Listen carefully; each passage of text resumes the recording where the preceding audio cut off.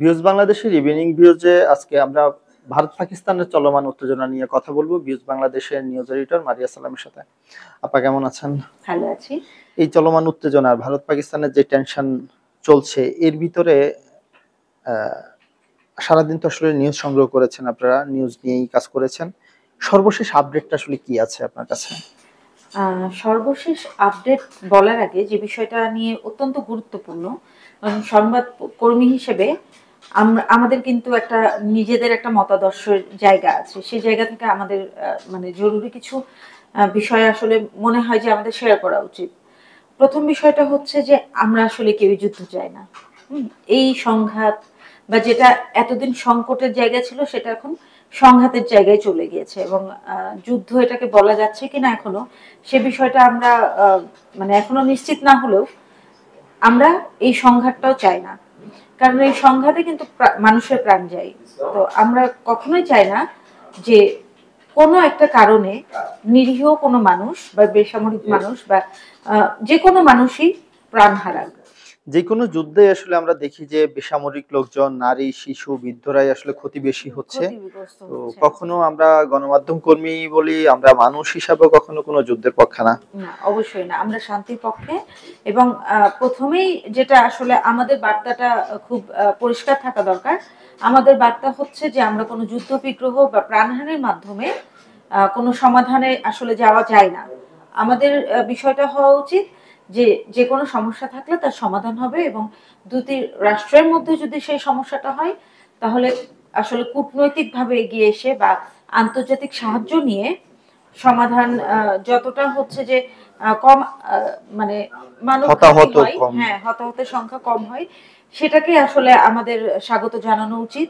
এবং যুদ্ধের মাধ্যমে যে এই যে মানুষের প্রাণহানি, এটার জন্য সবসময় আমাদেরকে আসলে না বলাটা উচিত, এটা মনে করি। যুদ্ধ নয়, অশান্তি নয়, আমরা শান্তির বার্তা দিয়ে আজকের আলোচনা শুরু করতে চাই। জি। কিন্তু সর্বশেষ যে তথ্য আমরা শুনেছি গতকালকে যখন ভারতের থেকে আক্রমণ করা হয়েছে, সেখানে বেসামরিক কিছু লোক হতাহত হয়েছে। আবার আজকে পাকিস্তান আক্রমণ করেছে, সেখানেও কিছু বেসামরিক লোকজন, কিংবা যদিও তারা বলছে যে 15 জন সেনা কর্মকর্তা কিংবা সেনা অফিসার কে তারা হত্যা করেছে, সেনা সদস্যকে হত্যা করেছে। সারা পৃথিবীতে আজকে এটা হচ্ছে সবচেয়ে টেনশনের বা উত্তেজনার বিষয়। শুধু সারা পৃথিবী না, বাংলাদেশও তারই অংশ হিসাবে বাংলাদেশও এই বিষয়টাই আসলে আলোচনার কেন্দ্রবিন্দুতে দাঁড়িয়েছে। এদিকে দ্রব্যমূল্যের দামও কিন্তু একদিনেই দেখা যাচ্ছে যে অনেক ক্ষেত্রে দাম বেড়ে যাওয়ার মতো একটা আশঙ্কা তৈরি হয়েছে। মানুষের ভিতরে নানান ধরনের আশঙ্কা রয়েছে, প্রতিক্রিয়া রয়েছে। এদিকে আসলে ওই জায়গায় কি হচ্ছে এটা মানুষ জানতে চাচ্ছে। এখানে যে বিষয়টা হচ্ছে যে বিষয়টা যখন শুরু হয়, প্রথমে তো আমরা জানতে পারি বিভিন্ন পত্রপত্রিকার সংবাদে যে ইন্ডিয়া প্রথম স্ট্রাইকটা করে, সেটা হচ্ছে যে দিবাগত মঙ্গলবার দিবাগত রাতে, মানে মধ্যরাতের পরে। এবং এটার লক্ষ্যবস্তু ছিল পাকিস্তানের পাঞ্জাব এবং পাকিস্তান অধ্যুষিত যে কাশ্মীর, সেটার 9টি জায়গা।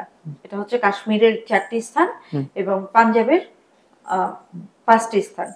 এবং ধারণা করা হচ্ছে এটার প্রেক্ষাপটটা তো আপনি জানেন যে পেহেলগাঁওয়ে যে 26 জন পর্যটককে হত্যা করা হয়, সেটার প্রতিশোধ হিসেবে বা এই ধরনের ঘটনা যাতে না ঘটতে পারে, সেটা হচ্ছে এক ধরনের শাস্তিমূলক ব্যবস্থা বা যেটাই আমরা বলি, সেই হিসেবে এই মানে ভারতের বক্তব্য অনুযায়ী তারা আসলে সন্ত্রাস দমনের অংশ হিসেবে এই স্ট্রাইকটা শুরু করেছে, মিলিটারি স্ট্রাইক, সেই স্ট্রাইকটা শুরু করেছে। তো এটা লক্ষ্যবস্তু ছিল 9টি স্পট। এবং আপনি জানেন যে ভারতের আসলে এই আক্রমণের লক্ষ্যবস্তুই হচ্ছে জয়সি মোহাম্মদ, লস্করে তাইয়েবা, এদের হেডকোয়ার্টার্সও পাঞ্জাবে। তো সেই কারণেই পাঞ্জাবেই মানে মূলত আর কি 5টা জায়গায় এই আক্রমণটা করা হয়। এবং ধারণা করা হচ্ছে যে, আচ্ছা এখানে একটু কাট করি, তো এই পাঞ্জাবে মূলত আক্রমণটা করা হয় এবং এটা শুরু হয় রাত, আমরা জানতে পারি রাত 2:30টার পরে। বা আমাদের যে সংবাদ মাধ্যমগুলো আছে সেখানে সংবাদ আস্তে আস্তে রাত্রে 3টা বেজে যায়, এবং সেই সংবাদগুলো থেকে আমরা জানতে পারি ওই মুহূর্ত পর্যন্ত, গতকাল রাত পর্যন্ত আমরা জেনে এসেছিলাম যে পাকিস্তানে বেসামরিক আর কি সামরিক কেউই না, 8 জন নিহত হয়েছে এবং তাদের কিছু স্থাপনা ক্ষতিগ্রস্ত হয়েছে, যার মধ্যে স্কুল ছিল, মসজিদ ছিল মসজিদ কিংবা ছিল, এরকম হ্যাঁ কিছু স্থাপনার হ্যাঁ লক্ষ্যবস্তু হয়েছিল। লক্ষ্যবস্তু ছিল। আর ইন্ডিয়াতেও দেখা যাচ্ছে যে একই সময় পাকিস্তান কিছু হামলা চালিয়েছে এবং সেই হামলায় তখন পর্যন্ত রাত পর্যন্ত আমরা জেনেছিলাম যে 3 জন বেসামরিক ব্যক্তি নিহত হয়েছে এবং এখন পর্যন্ত যেটা হচ্ছে যে এই যে মানুষ যে মারা গেছে, এই মারা যাওয়াটা কিন্তু পরস্পর বিরোধী কিছু তথ্য আসছে।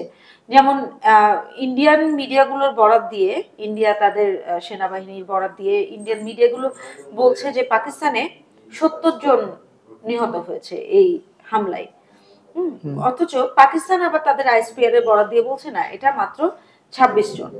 কিন্তু আজকে আবার যেটা হয়েছে যে কাশ্মীর মানে ইন্ডিয়া অধ্যুষিত যে কাশ্মীর, সেইখানে পাকিস্তানি আক্রমণে 15 জন সেনা সদস্য নিহত হওয়ার খবর আমরা পাচ্ছি এবং একই সাথে প্রায় 40 জন ভারতীয় সেনা সদস্য আহত হওয়ার খবর পাচ্ছি। তো আমরা যেটা বলতে চাচ্ছিলাম যে যুদ্ধ মানেই তো আসলে প্রাণহানি। তো এই গতকালকে যখন রাতে যেই স্ট্রাইকটা শুরু হলো, তারপরে একদম প্রথম মিনিট থেকে আমরা দেখছি যে আন্তর্জাতিক মিডিয়াগুলো থেকে সব জায়গা থেকে সংবাদ সংগ্রহ করে ভিউজ বাংলাদেশ এটার একদম লেটেস্ট ইনফরমেশন গুলো দর্শকদের জন্য প্রোভাইড করছে এবং সেটাকে একদম যতটুকু সম্ভব ট্রু স্টোরিটা, সত্য স্টোরিটা দেওয়ার চেষ্টা করছে। এখানে কোনো ইন্ডিয়ান মিডিয়া কিংবা পাকিস্তানের মিডিয়াকে ফলো করে আন্তর্জাতিক মিডিয়া থেকেই কিন্তু নিউজগুলো আপনারা দিচ্ছেন, আপনাদের পরিশ্রম করে সেই জায়গাতে কাজ করছেন।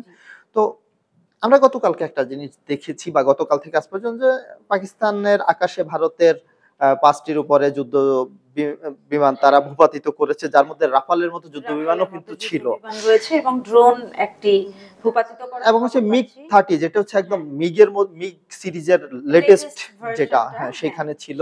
মানে একদম সবগুলো জানি অত্যাধুনিক যেটাকে আমরা বলতে পারি এবং সবচেয়ে বড় ব্যাপার যেটা যে এই ব্যাপারে আসলে ভারতের পক্ষ থেকে মানে অফিসিয়াল তেমন কোনো স্টেটমেন্ট বা ওই রকম কোনো সংবাদ এখনো আমাদের চোখে পড়েনি।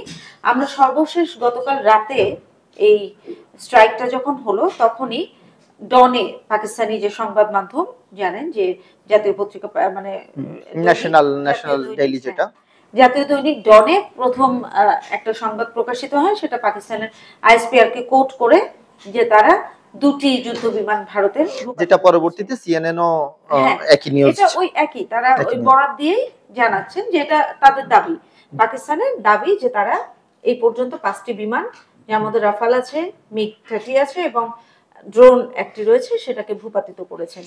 পৃথিবীতে এই মুহূর্তে সবচেয়ে আধুনিক টেকনোলজি সম্পন্ন যুদ্ধ বিমানদের মধ্যে রাফালকে বলা হয়। সেই রাফাল যদি 3টি একদম প্রথম দিনে প্রথম মিনিটসে কিংবা প্রথম আওয়ার্সে যদি এটাকে আসলে ভূপাতিত করে, তাহলে এই যুদ্ধের আসলে সীমা কিংবা শেষ পরিণতি কোন জায়গায় যাচ্ছে সেটা আসলে হয়তো সময়ের ব্যাপার, যে সময় বলবে কোন জায়গায় যাচ্ছে।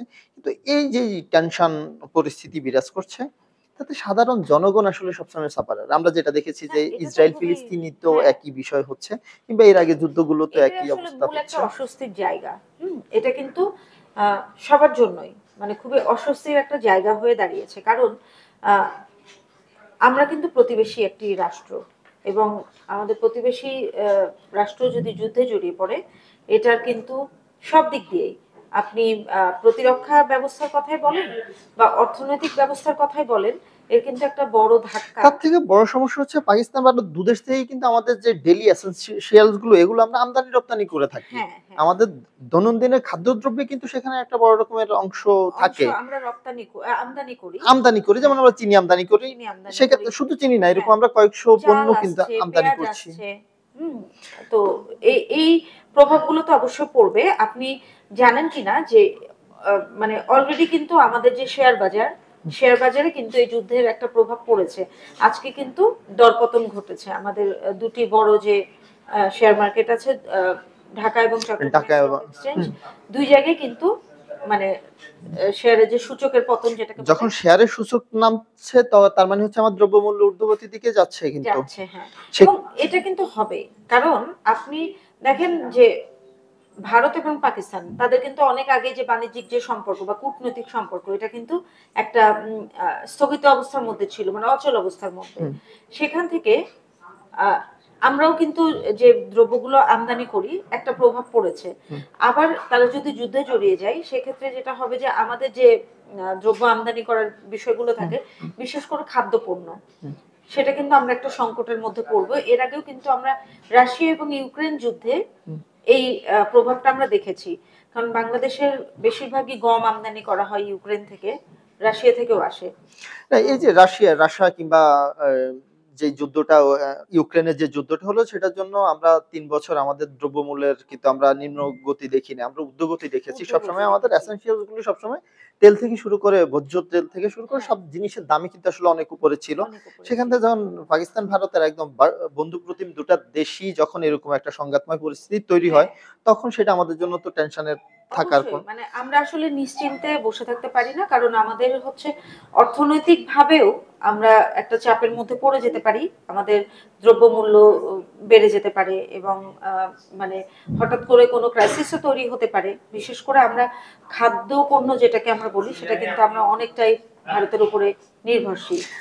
আচ্ছা, এরকম একটা পরিস্থিতিতে তো আমাদের সরকারের পক্ষ থেকে বক্তব্যটা কি ছিল, বা এখন পর্যন্ত সর্বশেষ বক্তব্য কি জানেন?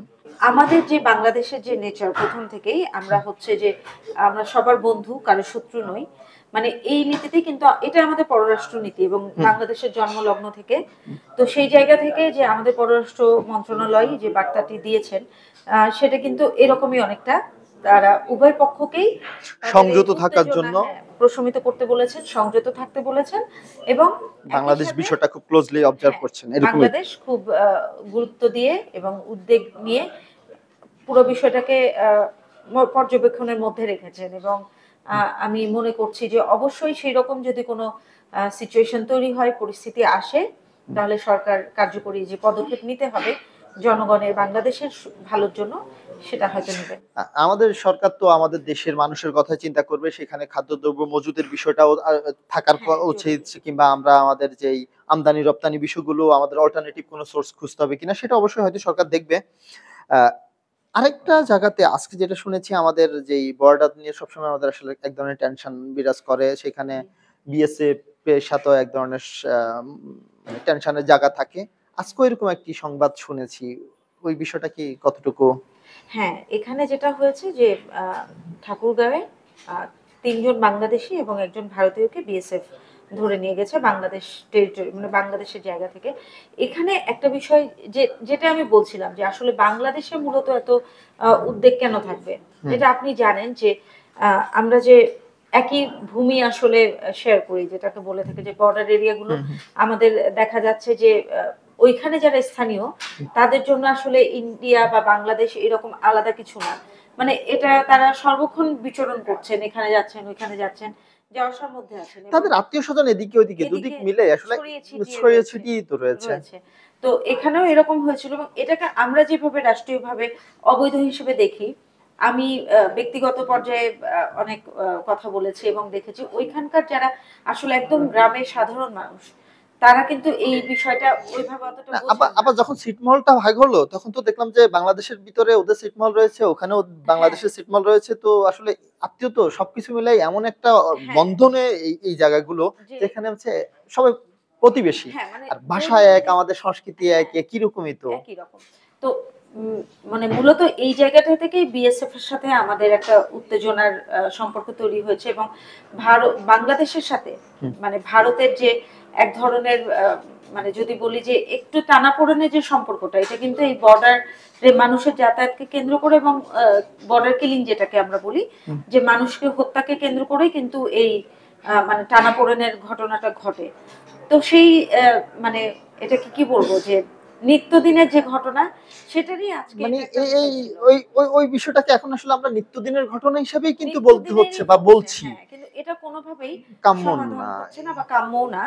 আজকে যে ঘটনাটা হয়েছে, ৩ জন বাংলাদেশী, তাদেরকে বলা হচ্ছে যে তারা অবৈধভাবে ভারতে গিয়েছিলেন এবং ওইখান থেকে এক ভারতীয় নাগরিকের সাহায্য নিয়ে তারা আবার দেশে ফেরত আসছিলেন। সেই অবস্থাতেই বিএসএফ তাদেরকে সেখান থেকে ধরে নিয়ে গিয়েছে। তো এইসব ঘটনা দেখা যায় যে বিএসএফ সরাসরি গুলি করে দেয় বা ধরে নিয়ে যায়, তাদের জেল হয়, তাদেরকে নানা রকম নির্যাতন করা হয়। অনেক ক্ষেত্রে দেখা গেছে পিটিও মেরে ফেলার মতো ঘটনা আছে।